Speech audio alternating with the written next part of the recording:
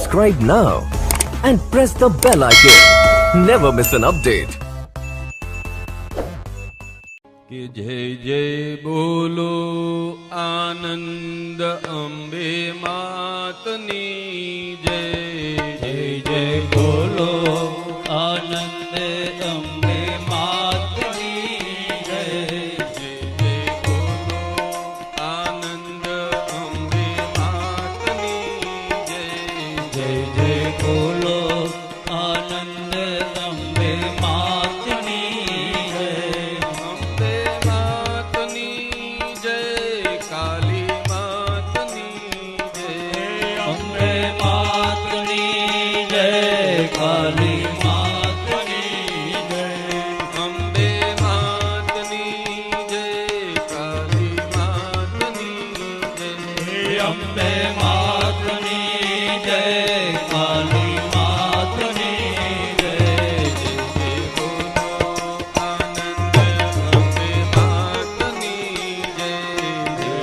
બોલો આનંદ અંબે માતની જય.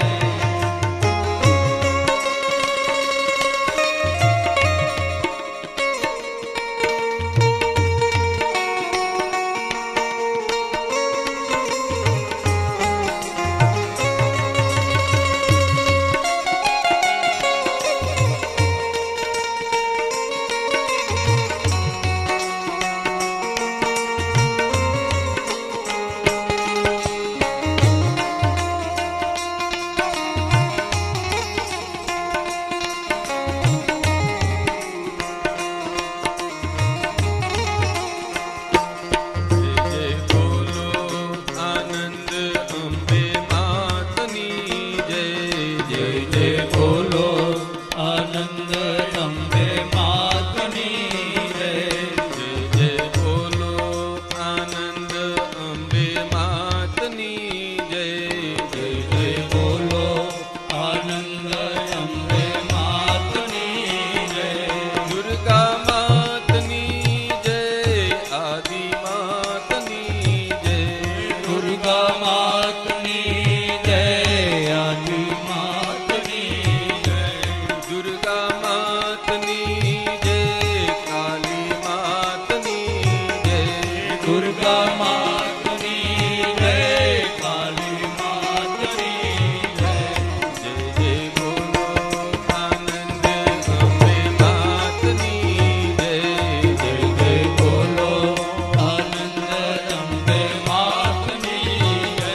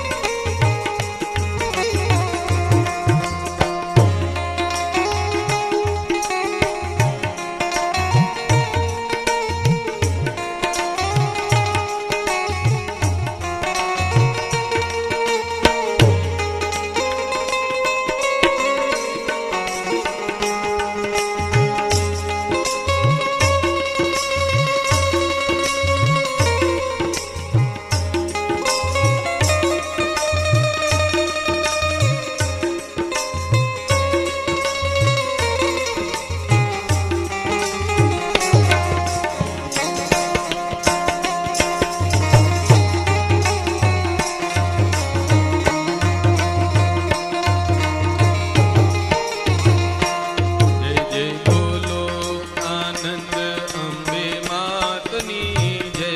જય જય બોલો આનંદ અંબે માતની જય. જય જય બોલો આનંદ અંબે માતની જય.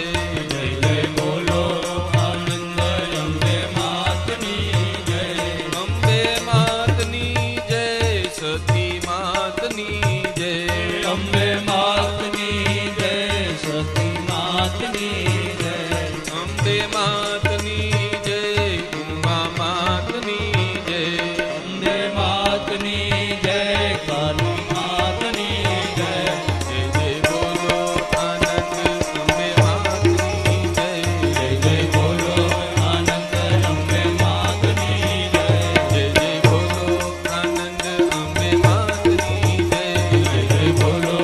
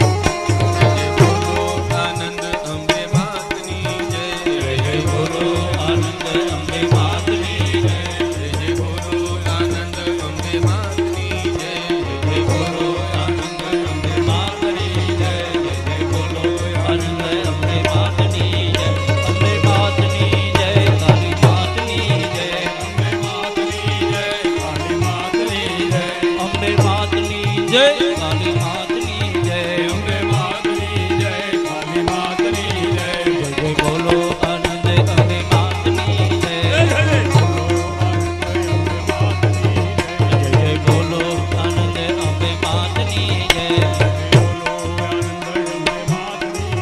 જય જય માત કી જય લક્ષ્મી માત કી જય જય લક્ષ્મી માતની જય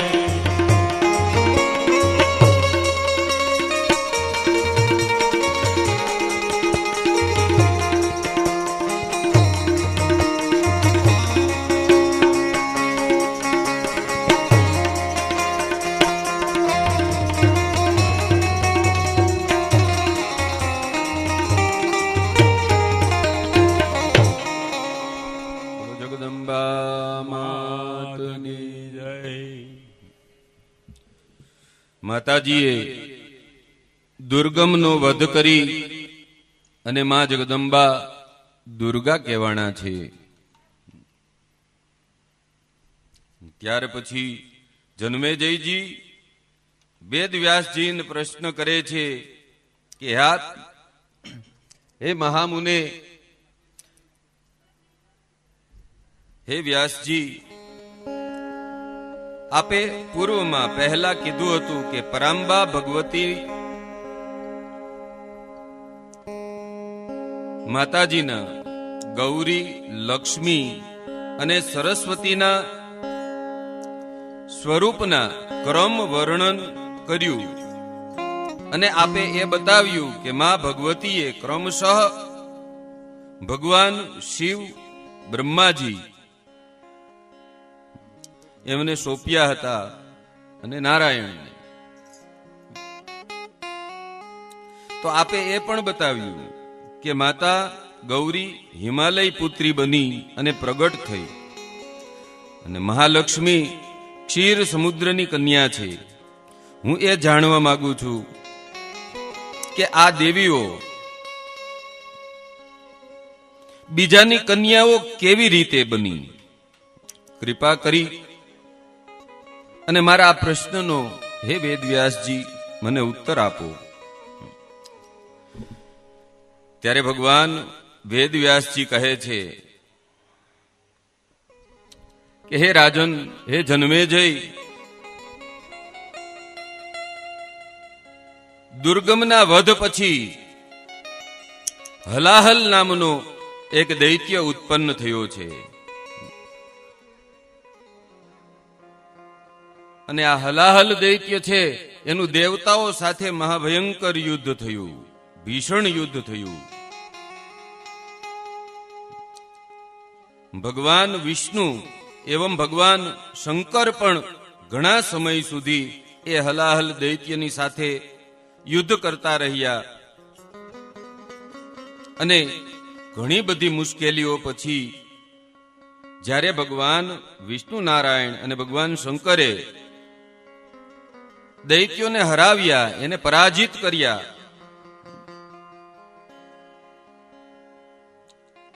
તો એમણે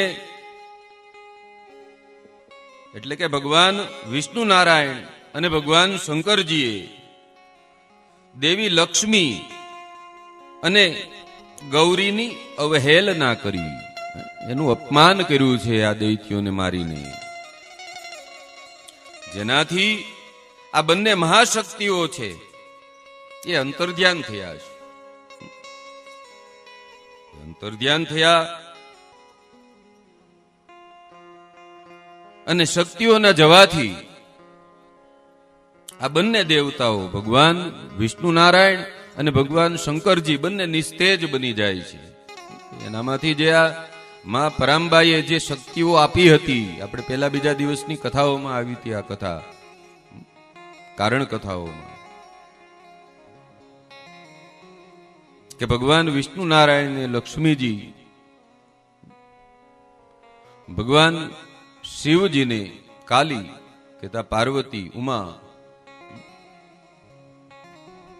અને બ્રહ્માજીને સરસ્વતી પ્રદાન કર્યા છે.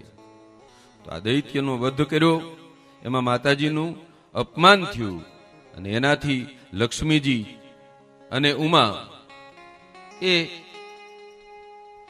જતા રહીએ છીએ કે જેનાથી આ બંને દેવતાઓ છે નિસ્તેજ બની જાય, શક્તિહીન થઈ અને કાંઈ પણ કાર્ય કરી શકતા નથી. જેનાથી બ્રહ્માજી છે એ ખૂબ ચિંતિત થયા છે કે આ બંને દેવતાઓ છે એ પોતાનો પદભાર સંભાળી નથી શકતા, શક્તિહીન થઈ ગયા છે, ક્ષીણ થયા છે. અને ત્યારે બ્રહ્માજીએ ધ્યાન લગાડ્યું અને જોયું તો બ્રહ્મદેવને ખબર પડી કે આ બધું તો ભગવતીના તિરસ્કારનું જ પરિણામ છે. શક્તિઓનો તિરસ્કાર કર્યો ભગવાન નારાયણે, વિષ્ણુ નારાયણે અને ભગવાન શિવજીએ. અને એ તિરસ્કારના કારણે આ બંને શક્તિઓ છે એનામાંથી નીકળી ગઈ છે, એની સાથેથી નીકળી ગઈ છે. અને જેના કારણે એ બંને નિસ્તેજ થઈ ગયા છે, શક્તિહીન થઈ ગયા છે, શક્તિ વગરના થઈ ગયા. અને એટલા માટે એનાથી આ કોઈ કાર્ય છે એ થતું નથી. અને બ્રહ્માજીએ આ ત્રણેય પદનું ભારણ છે એ પોતે સંભાળ્યું છે, વિષ્ણુ નારાયણનું પાલક, પોષક અને નાશક. દેશી ભાષામાં આપણે કહીએ તો આ ત્રણ પદ છે, સત્વ રજ તમ.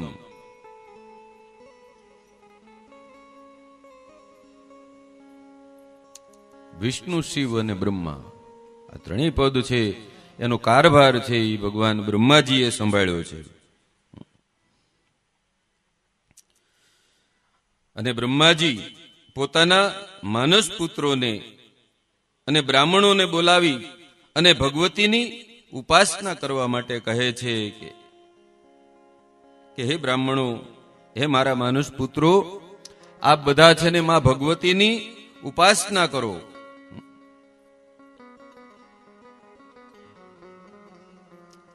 અને ત્યારે બ્રહ્માજીના માનુષ પુત્રોએ અને બ્રાહ્મણોએ હિમાલયમાં જઈ અને ભગવતી જગદંબાની ઘોર ઉપાસના કરી છે.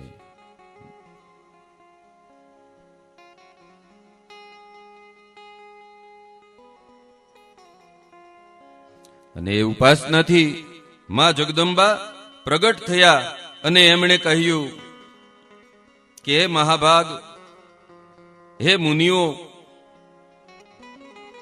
આપ વરદાન માંગો, હું આપના ઉપર પ્રસન્ન છું. ત્યારે તે બ્રાહ્મણો કહે છે કે હે માં, આપ એવી કૃપા કરો કે આપ શંકર ભગવાન એવં વિષ્ણુ ભગવાનને પુનઃ ફરી શક્તિ રૂપમાં પ્રાપ્ત થાઓ, જેનાથી તે બંને છે એ શક્તિ સંપન્ન થઈ જાય. અત્યારે શક્તિહીન છે તો એમનું કાર્ય પણ એ નથી કરી શકતા. અને ત્યારે માં ભગવતીએ કહ્યું કે ભગવાન શંકર અને ભગવાન વિષ્ણુએ શક્તિઓનો તિરસ્કાર કર્યો હતો, એનું અપમાન કર્યું હતું, ને એટલા માટે તે બંને શક્તિહીન થયા છે. કે શક્તિનું ક્યારેય અપમાન ન કરવું. અને મારી પ્રેરણાથી હવે એમને શક્તિ ફરી વખત પ્રાપ્ત થઈ જશે. ને હવે ગૌરી હિમાચલ પુત્રી બની અને પ્રગટ થશે, અને લક્ષ્મીજી સમુદ્રમાંથી ઉત્પન્ન થઈ અને ફરી વખત ભગવાન નારાયણને પ્રાપ્ત થશે. અને માતાજી કહે છે કે મારી માયા જ મારા મહામંત્ર છે, અને એ જ મને પ્રાપ્ત કરવાનું સૌથી મોટું સાધન છે. મારા મંત્રથી જ હું પ્રાપ્ત થઈશ. આમ કહીને માં ભગવતી છે એ અંતર્ધ્યાન થઈ ગયા. અને સમય જતા દક્ષના ઘરમાં કન્યાનો જન્મ થયો, અને ભગવતીના સત્યાંશથી જ એમની ઉત્પત્તિ થઈ હતી, સત્યનો અંશ. અને એટલા માટે એનું નામ સતી રાખવામાં આવ્યું છે, સતી ઉમા. અને એમના વિવાહ છે એ કાળે ક્રમે શિવજીની સાથે થાય છે. અને એવી રીતે એમની શક્તિ એમને ફરી વખત પ્રાપ્ત થઈ ગઈ છે. ઉમાજી પ્રાપ્ત થયા અને ત્યાર પછી થોડો સમય ગયો અને પ્રજાપતિ દક્ષ છે એક વિશાળ યજ્ઞ કરવાનું વિચાર કરે છે, આયોજન કરે છે. અને એ યજ્ઞમાં માતા સતીએ પોતાના દેહનો ત્યાગ કર્યો અને યજ્ઞના અગ્નિમાં સતીના ભસ્મ થવાથી ભગવાન શંકરને ક્રોધ આવી ગયો અને ભગવાન શંકરે યજ્ઞનો વિધ્વંસ કરી દીધો અને દક્ષની ગરદનથી મસ્તક જુદું કરી દીધું હતું. જન્મેજયજી ખૂબ આશ્ચર્યમાં આવી જાય છે, આશ્ચર્યચકિત થઈ અને પાછા વ્યાસજીને પ્રશ્ન કરે છે કે હે વેદ વ્યાસજી, માતા સતીને અગ્નિએ કેવી રીતે બાળ્યા અને શું કારણ હતું કે માતા સતીએ પોતાના દેહનો ત્યાગ કરી દીધો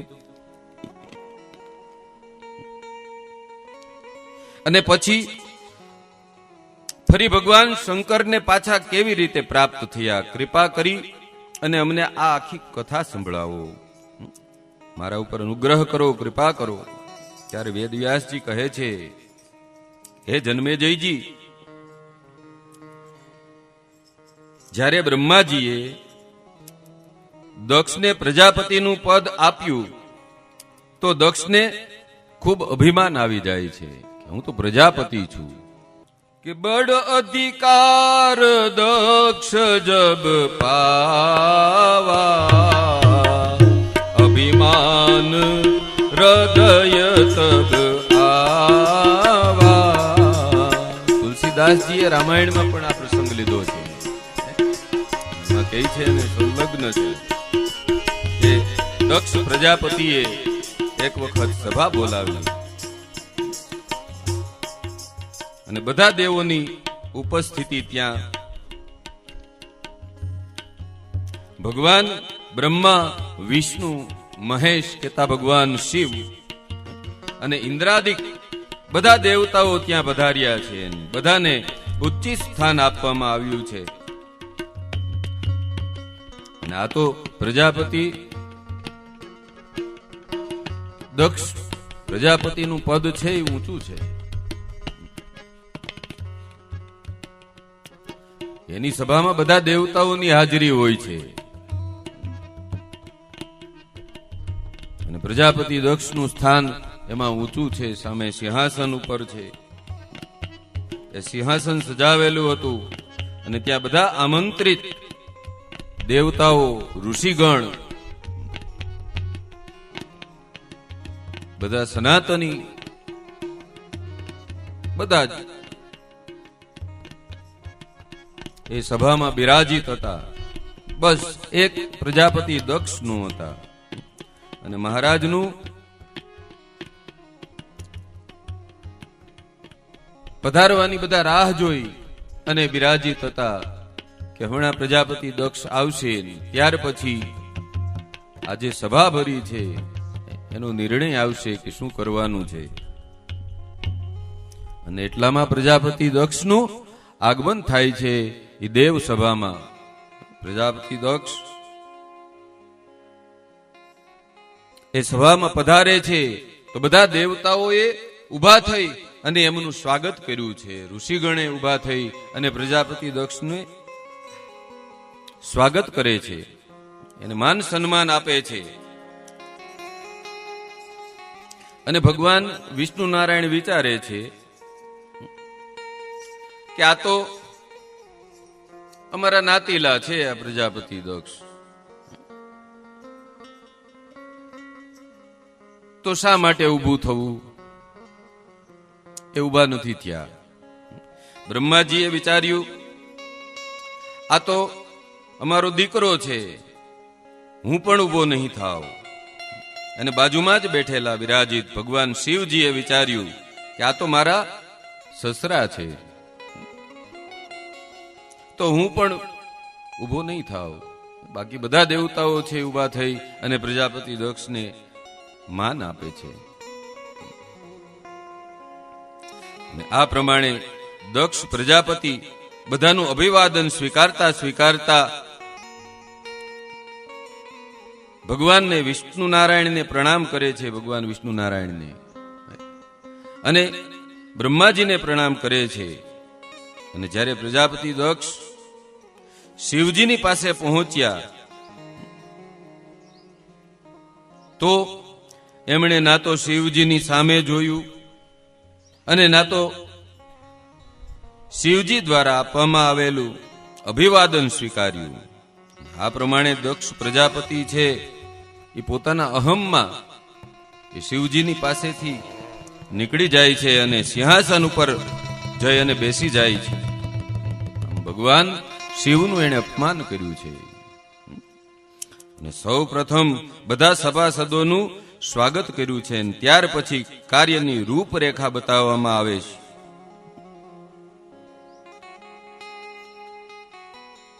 અને પ્રજાપતિ દક્ષ બોલે છે કે આપણો સમાજ શિષ્ટ સમાજ છે, સંસ્કારી સમાજ છે, શિક્ષિત સમાજ છે, બુદ્ધિજીવીનો સમાજ છે.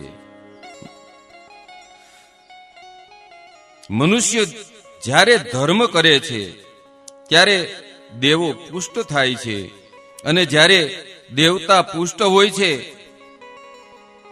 ત્યારે સંસારના અનેક કાર્યો છે ને એ સિદ્ધ થાય છે. અને આપણી આ સભામાં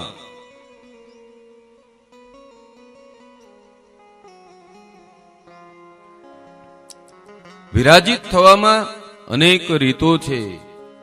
આપણા દેવોનો પણ અનેક રીત રિવાજો છે.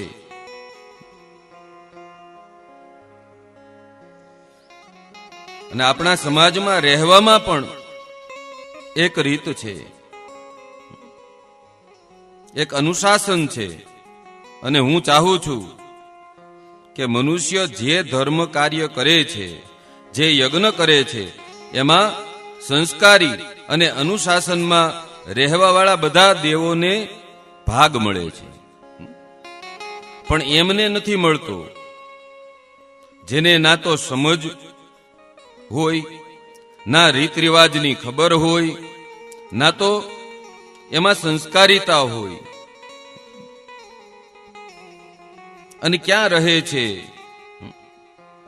કૈલાશમાં પહેરણ શું, મૃગ ચર્મ આભૂષણ શું છે, સાપ અને વિચ્છી જેવા જેના સેવકો હોય છે એ સેવકો કોણ?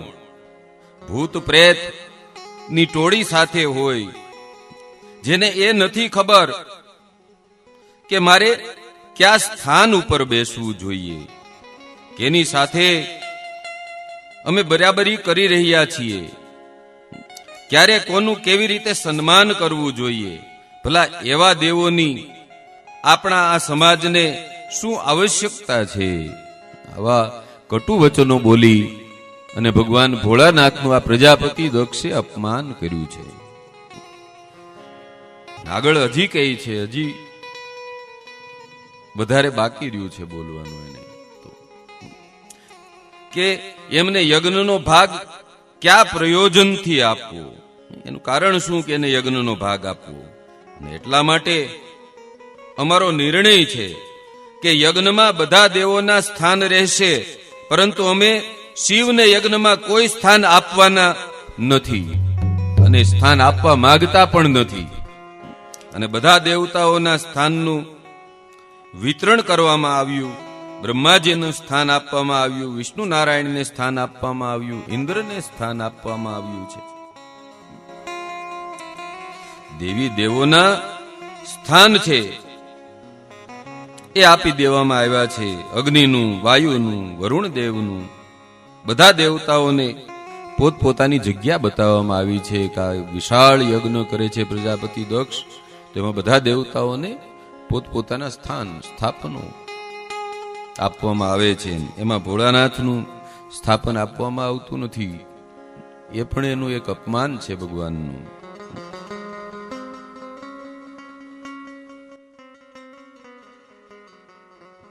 અને આવી રીતે કરે છે. આગળ પ્રજાપતિ દક્ષ કહે છે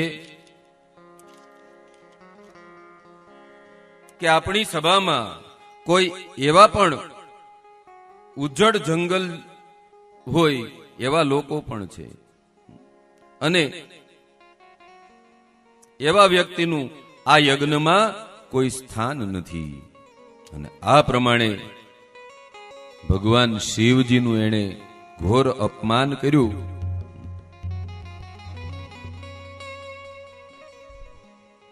આવા કડવા વચનો કહે છે. એનાથી ભગવાન શિવજીને દુઃખ લાગે છે કે મારું આ ભરેલી દેવ સભામાં સૂર્યવંશી ચંદ્રવંશી રાજવીઓ છે, ઋષિગણ છે,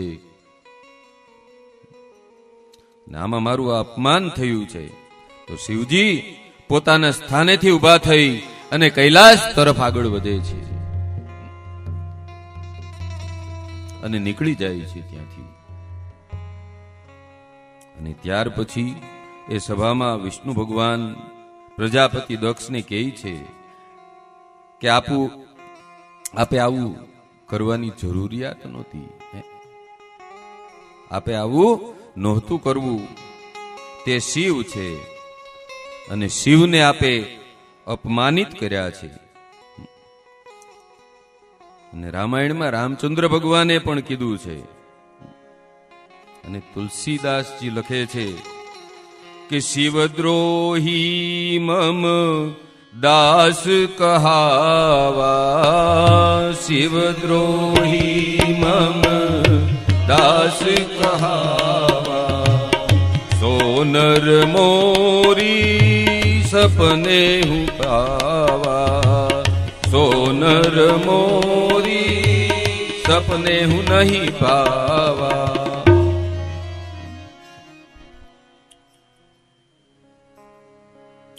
શિવનો દોષ કર્યો છે. અને એ નર છે ને એ સ્વપ્નમાં પણ સ્વીકાર્ય નથી. સમય વ્યતીત થયો, શિવજી તો ત્યાંથી અપમાનિત થઈ અને કૈલાસમાં આવી ગયા છે. અને આ બાજુ એક દિવસ પ્રજાપતિ દક્ષે ભગવાન શિવને અપમાનિત કરવાના ઉદ્દેશથી એક વિશાળ યજ્ઞનું આયોજન કર્યું.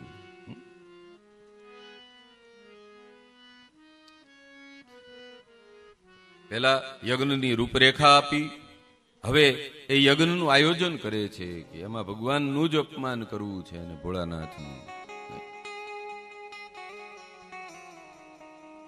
અને એવા ઉદ્દેશથી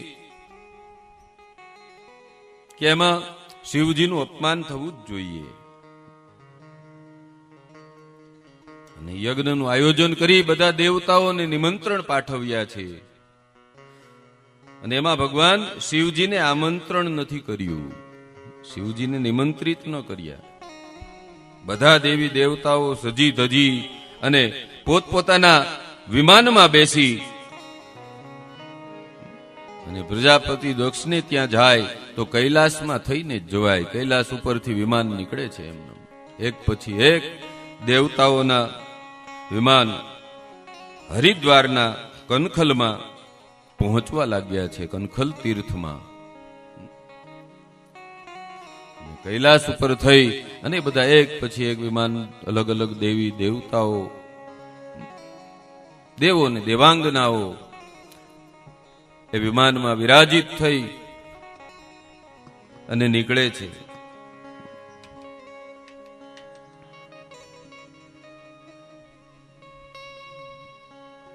આમાં તો કેવું હોય છે કે સમાજમાં એવું છે ને, કંકોત્રી આવી જોઈ જવાનું. એમ દેવતાઓને જેને જેને નિમંત્રણ મળ્યા ને તે કોઈ પછી તપાસ ન કરે કોણ આવવાનું છે કોણ નહીં.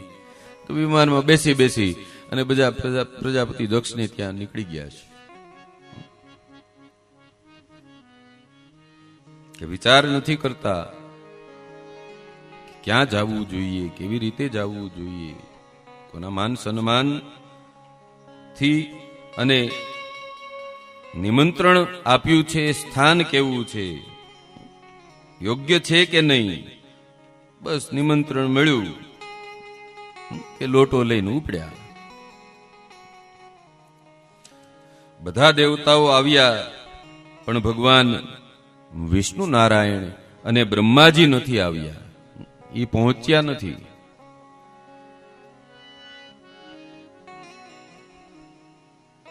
એક સમયે અને એ જ સમયે કૈલાસમાં માં સતી અને ભગવાન શિવજી કૈલાસ પર્વત ઉપર બેસી અને પરસ્પર વાર્તાલાપ કરી રહ્યા હતા. એ જ સમયે આકાશ માર્ગેથી આ કેટલાક વિમાનો છે એ કનખલ તીર્થ તરફ જતા જોયા. ત્યારે સતી એ વિમાનોને જોઈ અને ભગવાનને પ્રશ્ન કરે છે કે હે ભગવાન, આ વિમાન ક્યાં જઈ રહ્યા છે? કેમ કે એને ખબર નથી કે એના પિતાને ત્યાં યજ્ઞ છે, નિમંત્રણ આવ્યું જ નથી, તો એને કેમ ખબર હોય? ત્યારે ભગવાન શિવજી કહે છે કે હે દેવી, આપના પિતા એક વિરાટ યજ્ઞ કરે છે, ખૂબ મોટો યજ્ઞ છે, એનું આયોજન કર્યું છે, અને આ બધા જ દેવતાઓ છે ને એ દેવાંગનાઓ સહિત આ વિમાનોમાં બેસી અને એ યજ્ઞમાં સંમિલિત થવા માટે જાય છે, યજ્ઞમાં ભાગ લેવા માટે જાય છે. અને આ સાંભળી અને સતીએ બીજો પ્રશ્ન કર્યો કે શું મારા પિતાએ આપને યજ્ઞમાં સંમિલિત થવા માટે નથી બોલાવ્યા? આપને તો એમણે નિમંત્રણ આપવું જ જોઈએ. આપ તો એમના જમાઈ છો, તો આપણને નિમંત્રણ ન આપે એવું તો બને નહીં. ત્યારે ભગવાન શિવજી કહે છે કે આપના પિતા છે એ મારી સાથે વેર રાખે છે, તેઓ મને શા માટે બોલાવે? મારી યારે વેર હોય તો થોડા મને બોલાવાના છે? સતી મનમાં ને મનમાં વિચારવા લાગ્યા અને પછી બોલ્યા કે યજ્ઞમાં આ અવસરે અવશ્ય મારી બહેનો આવશે, એને મળ્યાને ઘણા દિવસો થઈ ગયા છે. જો આપની અનુમતિ હોય તો હું પણ મારા પિતાને ઘેર જવા ઈચ્છું છું, યજ્ઞમાં સંમિલિત થઈ જઈશ અને બહેનોને મળવાનો પણ શુભ અવસર મળશે મને. ત્યારે ભગવાન શિવજી જવાબ આપે છે કે આ સમયે ત્યાં જવું ઉચિત નથી, ઉચિત ન ગણાય. અત્યારે આપ જાવ તો આપના પિતા મારી સાથે વેર રાખે છે, તો મારી સાથે એ આપનું પણ અપમાન છે, અને આપ ત્યાં જશો તો આપનું પણ એ અપમાન કરશે. બોલાવ્યા વગર કોઈના ઘરે જવું એ યોગ્ય નથી હોતું. અને એ સાંભળી અને સતી ફરી પ્રશ્ન કરે છે કે એવું કેમ? ત્યારે ભગવાન શિવજીએ જવાબ આપ્યો છે કે વિવાહિતા સ્ત્રીએ બોલાવ્યા વગર પિતાના ઘરે જવું જોઈએ નહીં, કેમ કે વિવાહ થઈ જવાથી એ દીકરી છે એ પોતાના પતિની થઈ જાય છે. એટલા માટે નિમંત્રણ વગર પિતાના ઘરે પણ જવાય નહીં. અને પિતાના ઘરનો એની સાથેનો જે સંબંધ છે એ તૂટી જાય છે. પછી તો પતિનું ઘર છે એ જ એમનું પોતાનું છે ને. પરંતુ સતી છે એ પિયર જવા માટે હઠ કરે છે કે ના, હું તો જઈશ જ. અને પોતાની વાત છે એ વારંવાર ભગવાનને કહે છે કે મને જવા દ્યો ત્યાં.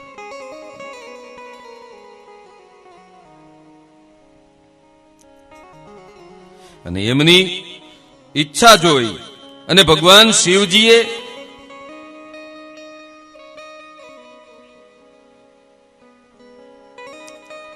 માતાજીને ઉમાને પિયરે જવા માટે અનુમતિ આપી દીધી કે ઠીક સારું જાઓ તો જાઓ, બીજું શું.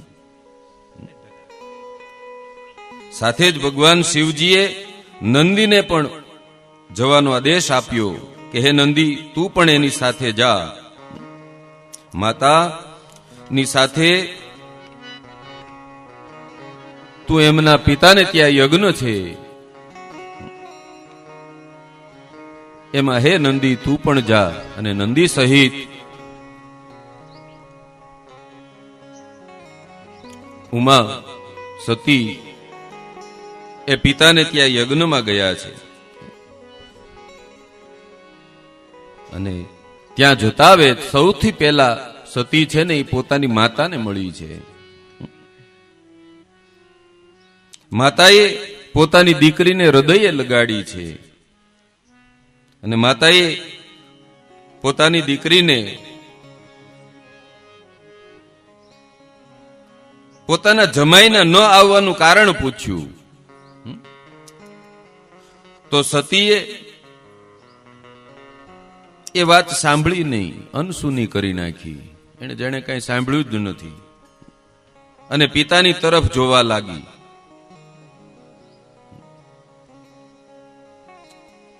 પણ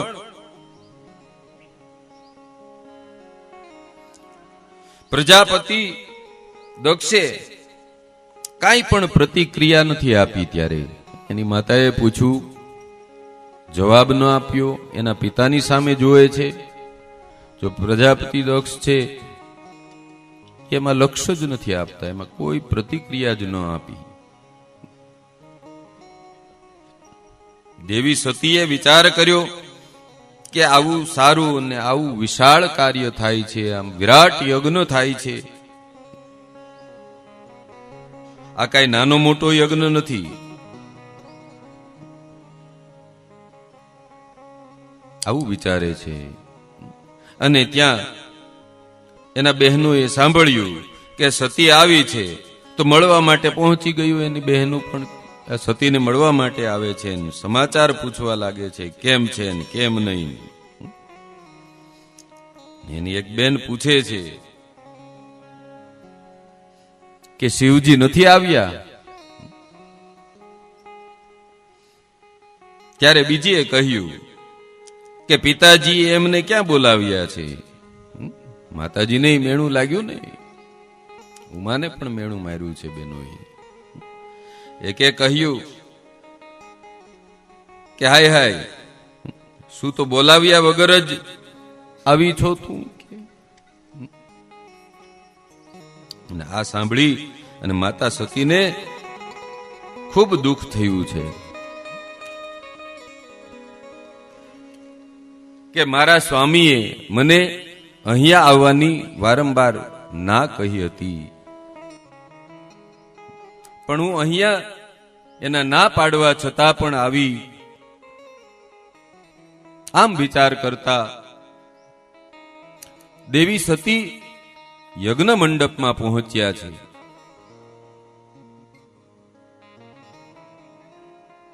અને યજ્ઞ મંડપમાં જોયું તો ત્યાં પણ પોતાના પતિ શિવજીનું ક્યાંય સ્થાન નથી. બધા દેવતાઓના સ્થાન છે અને શિવજીનું ક્યાંય સ્થાન નથી. એ સ્થાન ન જોયું. અને પછી આ સતીને ક્રોધ આવે છે અને કહે છે, દેવતાઓને પણ કહે છે કે હે યજ્ઞમાં સહભાગી દેવો અને ઋષિઓ, સાંભળો કે આ યજ્ઞ શિવદ્રોહી દક્ષના દ્વારમાં આવી રહ્યો છે. અહીંયા મારું અને મારા સ્વામી શિવજીનું અપમાન કરવા માટે આપ બધા ઉત્તરદાયી છો. જેટલું પ્રજાપતિ દક્ષે અપમાન કરીને ઉત્તરદાયી છે એટલા જ હે દેવતાઓ, આપ પણ આમાં ઉત્તરદાયી છો. અને શિવદ્રોહીના આ યજ્ઞમાં આપ બધા લોકોએ સહકાર આપ્યો છે, સહકાર કર્યો. આપ બધાને શિવદ્રોહના આ અપરાધનો દંડ ઝડપથી મળશે અને હું શિવદ્રોહી પુત્રીના રૂપમાં જીવિત રહેવા માંગતી નથી. મારાથી હવે જીવાશે નહીં. અને જગદંબા ભવાનીએ પોતાના શરીરને યોગાગ્નિમાં બાળી અને ભસ્મ કર્યું છે. આખા જગતમાં હાહાકાર થઈ ગયો કે ઉમા એમના પિતાને ત્યાં અપમાનિત થતા યજ્ઞમાં બળી અને ભસ્મ થઈ ગયા. ચારે બાજુ મિત્રો હાહાકાર થયો છે. આખા જગતમાં આ વાત ફેલાણી છે. શિવજીના ગણ દોડ્યા છે, તારે તરફ હાહાકાર થઈ ગયો. શિવજીનો ગણ પણ દોડી અને ભગવાન શિવજીની પાસે આવ્યા. અને જ્યારે શિવજીને ખબર પડી તો સાંભ વિલોચન લાલ ઘૂમ થઈ ગયા છે. અને સાંભ વિલોચને જટા તોડી પછાડી શિલા ઉપર ઘા કરે છે. વીરભદ્ર અને ભદ્રકાલી પણ પ્રગટ થયા છે અને વીરભદ્રને આજ્ઞા આપી અને વીરભદ્ર શિવગણોની સાથે સૈન્યને લઈ અને ત્યાં આવ્યા છે અને પ્રજાપતિ દક્ષના યજ્ઞનો વિધ્વંસ કર્યો છે, યજ્ઞને વિખી નાખ્યો છે. ને દેવોને પણ પકડી પકડી અને માર્યા છે આ શિવગણે. અને દેવો તો ત્યાંથી ભાગ્યા છે અને દક્ષના મસ્તકને ધડથી જુદું કરવામાં આવ્યું છે. વીરભદ્રએ દક્ષના મસ્તકને કાપી નાખ્યું અને અગ્નિકુંડમાં પધરાવી દીધું. ભૃગુ મહારાજની દાઢી ખેંચી લેવામાં આવી. પૂછાના દાંત પાડી નાખવામાં આવ્યા અને બધાને આ યજ્ઞમાં જે આવ્યા છે શિવદ્રોહ થયો છે એનો દંડ બધાને મળ્યો છે. અને દક્ષ માર્યા ગયા, યજ્ઞનો વિધ્વંસ થઈ ગયો. ભગવાનના અનુગ્રહ વગર યજ્ઞ પૂરો થતો નથી. શિવજીને નિમંત્રણ ખૂબ જરૂરી છે, એના સિવાય કોઈ પણ યજ્ઞ છે નહીં પૂર્ણ નથી થતો. પરંતુ જ્યાં સુધી આપણે પૂર્વગ્રહથી યુક્ત છીએ ત્યાં સુધી અનુગ્રહ, એના ઉપરાંત એના વગર એ કાર્ય છે એ પૂર્ણ નથી થતું ભગવાન શિવજીના નિમંત્રણ વગર. અને દક્ષ પ્રજાપતિ માર્યા ગયા, દેવો બધા ભાગ્યા, બ્રહ્માજીની પાસે ગયા અને બ્રહ્માજીને આખી વાત કરી. અને દેવતાઓ કહે છે કે હે બ્રહ્માજી, આ યજ્ઞનો વિધ્વંસ થયો છે અને આવી રીતે ત્યાં ઘટનાઓ બની છે. દેવતાઓને પણ શિવ ગણે માર્યા છે, બધાને ભાગવું પડ્યું છે આ યજ્ઞમાં. ત્યારે બ્રહ્માજી કહે છે કે જે થયું એ ઠીક થયું છે.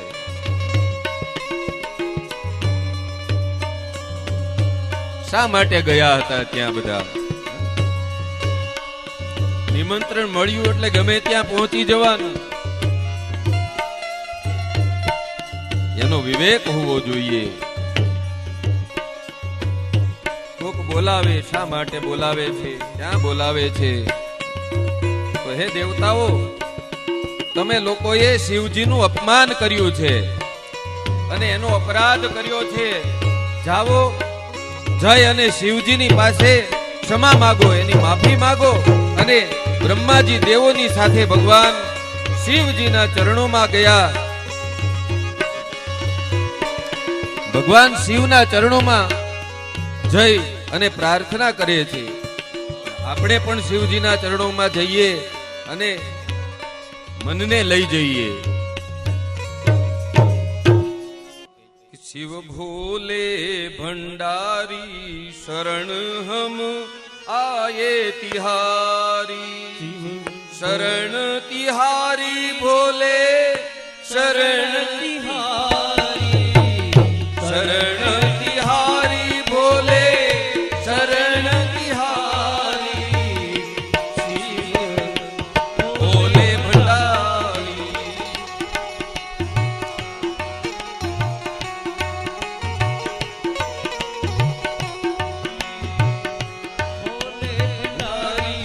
शरण हम आए तिहारी,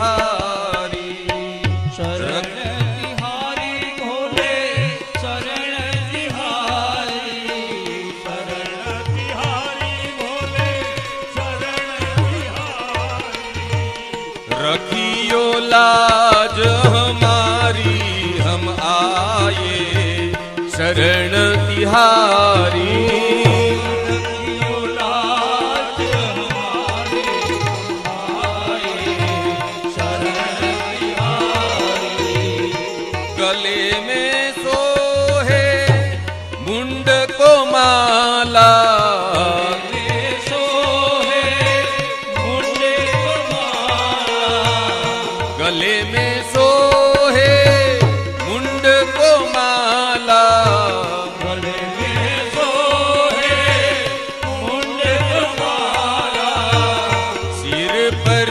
गंगाधारी हम आए शरण तिहारी भंडारी हम आए शरण तिहारी वाम भाग जग जननी विराजे वाम भाग जब जननी राधे वाम भाग जग जननी विराजे ओ वाम भाग जग जननी विराजे शंकर डमरूधारी हम आए शरण तिहारी शंकर डमरुधारी हम आए शरण तिहारी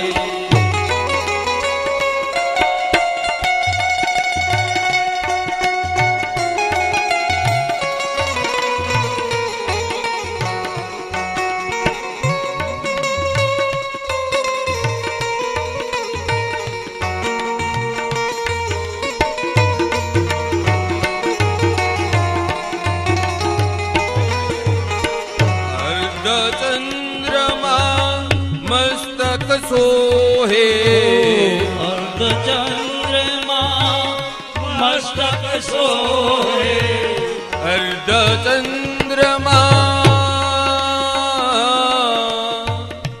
अर्ध चंद्रमा मस्तक सोहे अर्ध चंद्रमा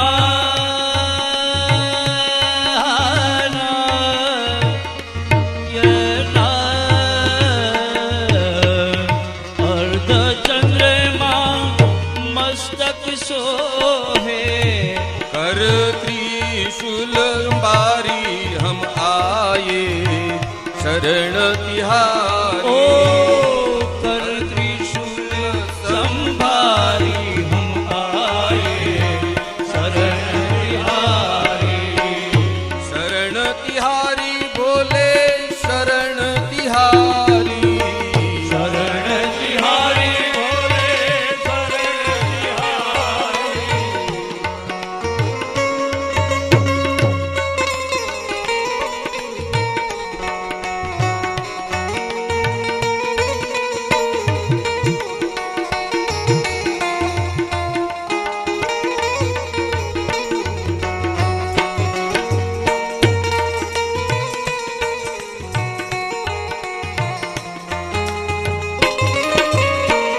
कृपा करो हे अवधर दानी कृपा करो हे अवध बिहारी कृपा करो हे अवधर दानी कृपा करो हे सदा शिव भोले भक्त संकट हारी हम आए शरण तिहारी भक्त संकट हारी हम आए शरण तिहारी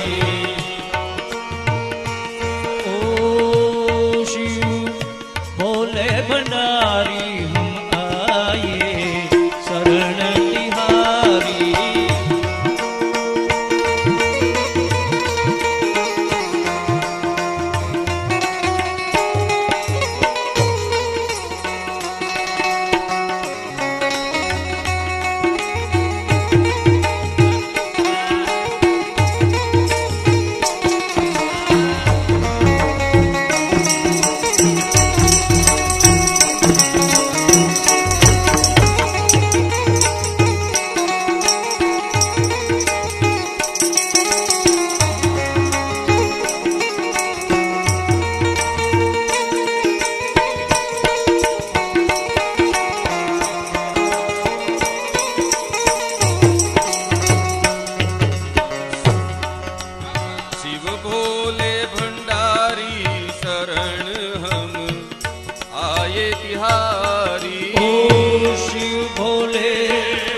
भंडारी हम आए शरण तिहारी शरण तिहारी बोले शरण तिहारी शरण तिहारी बोले शरण तिहारी शरण तिहारी बोले शरण तिहारी शरण तिहारी बोले शरण तिहारी शिव भोले भंडारी शरण हम आए तिहारी ओ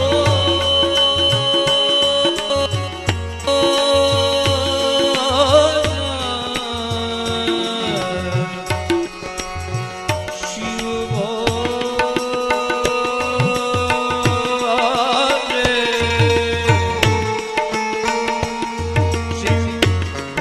भंडारी आए शरण तिहारी शिव भोले भंडारी हम आए शरण तिहारी ओ शिव भोले भंडारी हम आए शरण तिहारी शिव भोले भंडारी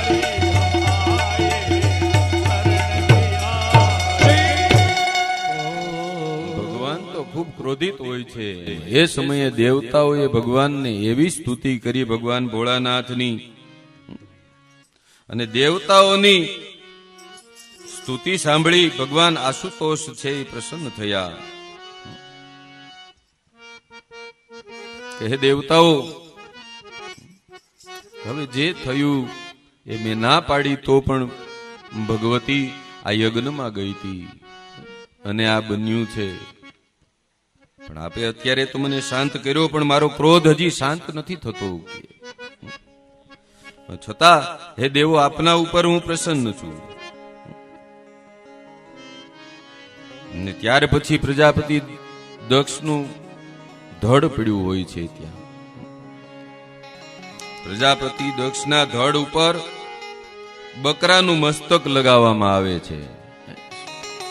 એટલે આપણે શિવાલયે બોકડો બોલાવ્યું ને, અને શિવજીએ આ બોકડાનું મસ્તક પ્રજાપતિ દક્ષના ધડ ઉપર રાખી અને એને પાછા જીવિત કર્યા. અને ત્યારે પ્રજાપતિ દક્ષ શિવજી ભગવાન મૃત્યુંજયના મહિમાને સમજી શક્યા છે. શિવ શું છે, મૃત્યુંજય શું છે, અને ભગવાન ભોળાનાથની સ્તુતિ કરી. પરંતુ બકરાની ભાષામાં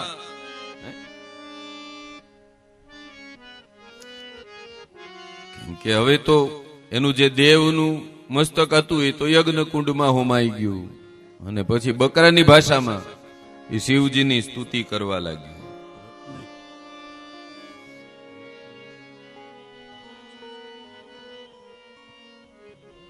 કે મનુષ્યનું મસ્તક હતું, દેવનું મસ્તક હતું, ત્યાં સુધી તો એને સ્તુતિ કરી નહીં. ત્યાં સુધી એનાથી સ્તુતિ ન થઈ શકી. અને હવે જ્યારે બકરાનું માથું આવ્યું ત્યારે બુદ્ધિ વધી. એટલા માટે આપણે ત્યાં પણ આજે પણ ભગવાન શિવની આરાધના છે એ કરીએ, એમની પૂજા કરીએ ત્યારે ગાલ વગાડી અને તાલી પાડવાનો નિયમ છે. એનાથી ભગવાન ભોળાનાથ શીઘ્ર ઝડપથી પ્રસન્ન થઈ જાય છે. બધા દેવોના અંગ છે, કેમ કે આ ભગવાનનો શિવનો ગણ ગયો તો બધાને દેવો માર્યા, બધા દેવોને માર્યા ને તો કોઈના હાથ તોડી નાખ્યા, કોઈના પગ તોડી નાખ્યા, કોઈને માથામાં ફૂટ કરી છે, કોઈના કાન કાપી લીધા, કોઈના નાક તોડી નાખ્યા છે. પછી બધા દેવોએ સ્તુતિ કરી, ભગવાન પ્રસન્ન થયા. પછી એને બધાને પોતપોતાના અંગ છે ને એ પાછા મળ્યા છે. ભૂત ભાવન ભગવાન ભોળાનાથની કૃપાથી યજ્ઞ છે એ સાનંદ સંપન્ન થઈ ગયો. પરંતુ યજ્ઞના સંપન્ન થયા પછી જ્યારે ભગવાન શિવજીએ સતીનું ચિન્મય શરીર જોયું ત્યારે ભગવાન ભોળાનાથ વિલાપ કરે છે, કેમ કે માં યોગાગ્નિથી બળી ગયા છે અને ત્યાં ભડથું થઈને પડ્યા છે. અને ભગવાન ભોળાનાથે એ ચિન્મય શરીરને ઉપાડ્યું છે ત્યાંથી યજ્ઞકુંડ પાસેથી, યજ્ઞશાળામાંથી, અને પોતાના ખભા ઉપર લીધું છે. અને ભગવાન વિલાપ કરીને ભટકવા લાગ્યા છે. ત્યારે બધા દેવતાઓને ચિંતા થઈ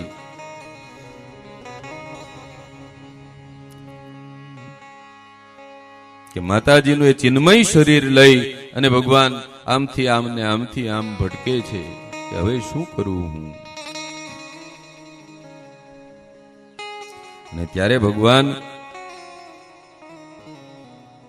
વિષ્ણુ નારાયણે ચક્રથી એ શરીરના કેટલાય ટુકડા કર્યા છે. અસંખ્ય ટુકડાઓ કરી નાખ્યા છે.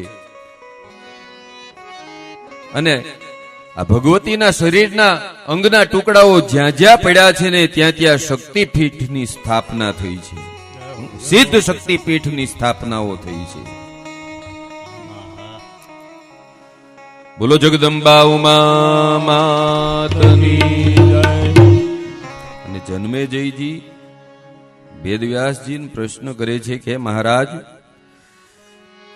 જે સિદ્ધ પીઠો થઈ એ સંખ્યામાં કેટલી છે? કૃપા કરી અને એમના નામ અમને બતાવો, જેનાથી હું કૃતાર્થ થઈ જાઉં.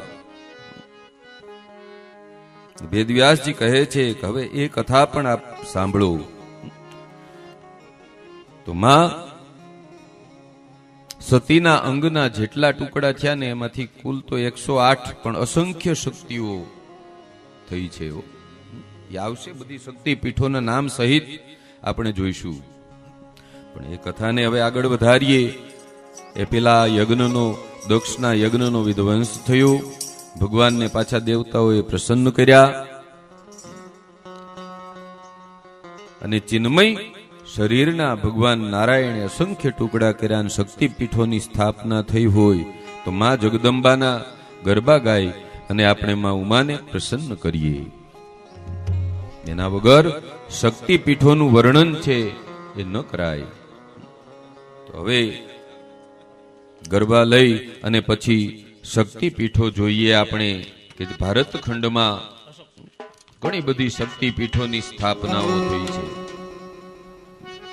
એ જોઈશું આપણે. એ જય જય બોલો આનંદ અંબે માતની જય, જય જય બોલો